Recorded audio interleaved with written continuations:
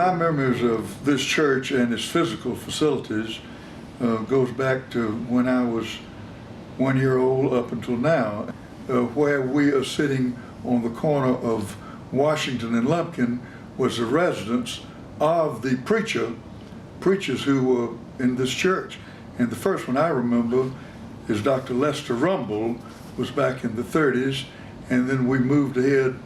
And I do remember the times when the altar was at the east end of the church. But there was one traffic light, Collins and Clayton, I think, when I came to Athens. And of course, we looked this way, the old sanctuary, and there were two entrances, Lumpkin, into the sanctuary.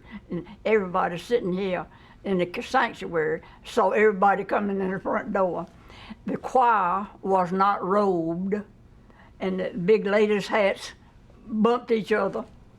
I remember well the time when the sanctuary was turned the other way, and there was a balcony all the way down each side, curved at the front, and there were stair steps on each side coming down to the platform on which the pulpit sat.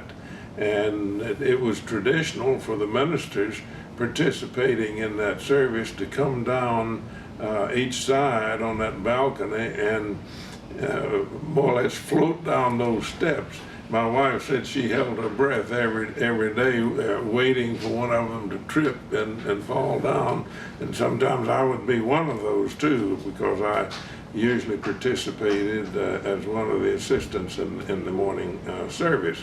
And they had balconies on each side at that time where most of us students sat. I can remember going to the old church when it was reversed, when the pulpit was on Lumpkin Street and the back of the church and the balcony was on the west side.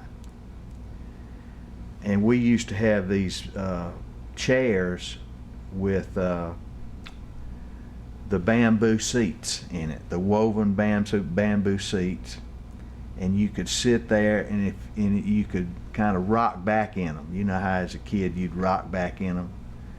Well, I can remember one time I rocked back in mine and fell over during church, and everybody turned around and wanted to know what happened because I hit the floor. I hit the floor, and I can remember that. I was embarrassed, of course. I don't know if my family was back there with me or not, but we shouldn't have been doing that, and I did it, and I got caught. The rear of the church at the time, which is now the front where the pulpit and the choir is, that was a Sunday school area, and it was partitioned off by big sliding doors. The location where the pulpit and the altar and the choir is located now was kind of a common area, and at the back of it were tiered little rooms. There might have been 3 levels maybe of little Sunday school cubicles up there with the stairway going up to them. And everybody congregated initially, all the classes in a little common area, and then dispersed to the little areas of the Sunday school back there. As I recall as a boy, I think the original parsonage was about where we are now. It sat there, and that was used as kind of an annex for various and sundry functions of the church. I've seen this church grow from just that one building over there to the size it is now. And in this area there was a 2-story wooden house with a big front porch where Wesley Foundation met on Sunday evening. I think most of us migrated to Wesley Foundation on Sunday evening. I say most of us, the boys from Ag Hill, is because we could get supper for 25 cents. And we were all going on the GI Bill and had a pinch pennies, especially towards the end of the month. So I've seen it when we were facing, as we are now, to the west. When I joined it, the altar was facing to the east. That transition took place in 1962 and 63. We went to the Georgia Theater for 2 years for them to change the church around. And the morning services for a period in there had to be held at the Georgia Theater down the street.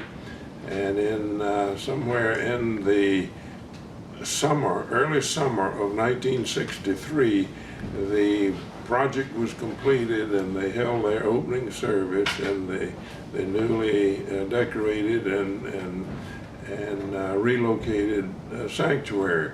20 years ago, we were an old people's church. Really, we were old people's church.